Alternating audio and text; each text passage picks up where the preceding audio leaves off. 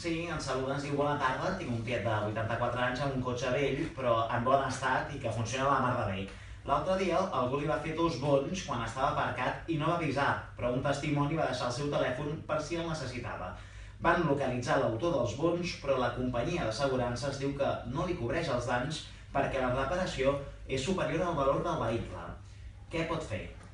Pues bueno, son aquellos procedimientos que no son amistosos, porque la compañía contraria pues nos va a poner todos los problemas del mundo y le va a dar el valor residual que es muy bajo, con el cual no se puede comprar ningún otro vehículo.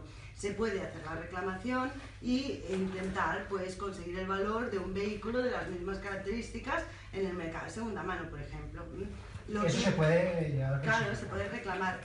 Lo que sí que tenemos que tener muy acreditada es la culpa, porque si este señor viene y nos dice que no, que ese testigo se equivocó y la matrícula no era correcta porque él estaba en la otra punta de Barcelona, por ejemplo, pues bueno, ahí tendremos un poquito de problemas de acreditación de que realmente fue el culpable del siniestro. Y eso es lo más importante en este asunto.